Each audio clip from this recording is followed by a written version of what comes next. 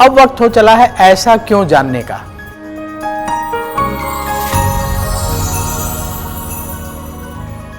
हमने आपको बताया था ऐसा क्यों में पंडित जी किसी महत्वपूर्ण विषय के बारे में जानकारी देते हैं और वो हमारे जीवन से जुड़ी हुई होती है।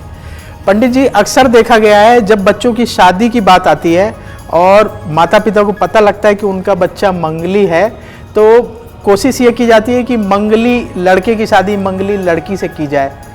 पंडित जी लोग भी कहते हैं कि भाई देखिएगा मंगली मंगली मिलाइएगा।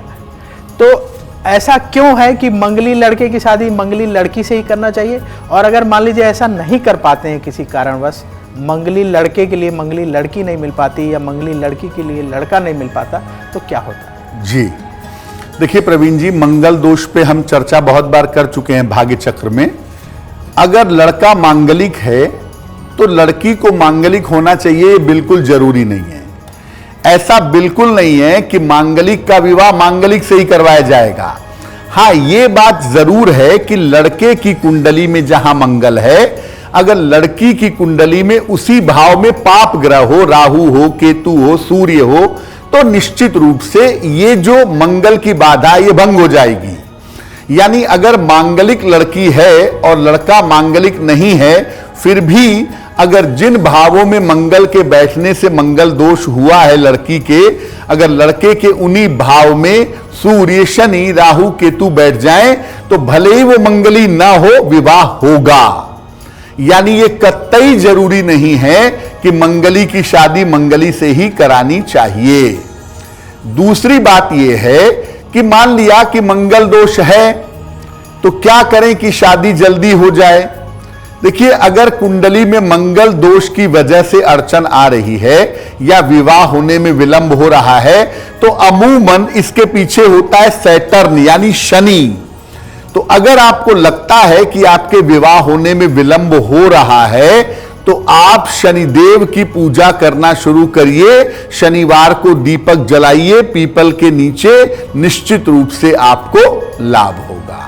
पंडित जी, बहुत सारे लोगों को समझ में नहीं आता, अचानक कोर्ट केस हो जाता है। कई बार ऐसी स्थिति बनती है कि जेल जाने की नौबत आ जाती है। अगर कुछ ऐसा हो रहा है तो उन्हें क्या उपाय करना चाहिए? प्रवीण जी, मुकदमेबाजी, तर्क शक्ति, वाद विवाद के पीछे भी मंगल होता है। अगर मंगल आपका निगेटिव हो, मंगल की दशा आ जाए, तो जेल यात्रा की नौबत आ सकती है या बेवजह के मुकदमे शुरू हो सकते हैं, आपको मुकदमों का सामना करना पड़ सकता है।